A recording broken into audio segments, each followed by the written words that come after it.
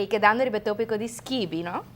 Ah, Awe, ué. nós recordar just 2 anos passado o papiamento a idioma oficial na Aruba. Dia 21 de maio de 2003, o Parlamento de Aruba aprovou a lei de idioma oficial e dengue just 2 anos aqui assim hopi trabalho respeito ao papiamento como matéria de enseñança como idioma nacional.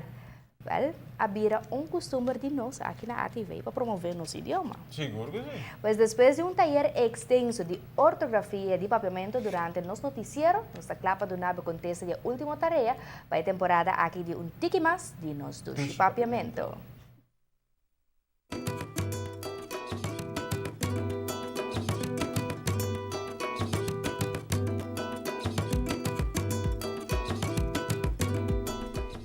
En los últimos segmentos nos aduna un dictado para así aplicar diferentes reglas de ortografía de nos dushi papiamento.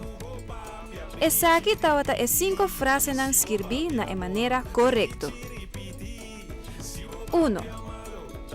O chavalito ei arraia coihunga benta bow de mesa. 2. Manhã mamãe também traga sabroso yambo com funchi na banda. 3. Mira que den cunuco de meche. Ela raia 35 pollito gel. 4. Antaiera su yuchi a come dushi sunchi. E 5. Comprar e jaca a bin jaki banda. Mas danke para a tremenda reação de sempre com nossa raia riba nos página de Facebook. E corda queda praticar regras de ortografia para assim por dominar tiki mais de nos dushi papiamento.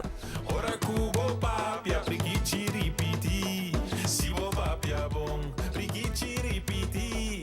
Si vo papia malo, também tá ripiti. Nós quero agradecer a Amy e Jeremy por tremendo trabalho nesse segmento de tiki de nos do papiamento. Sim, hopi que of recordar na também que para lumida algo não estava tá. Correto. Era que se nos dushi idioma. Seguro que sim.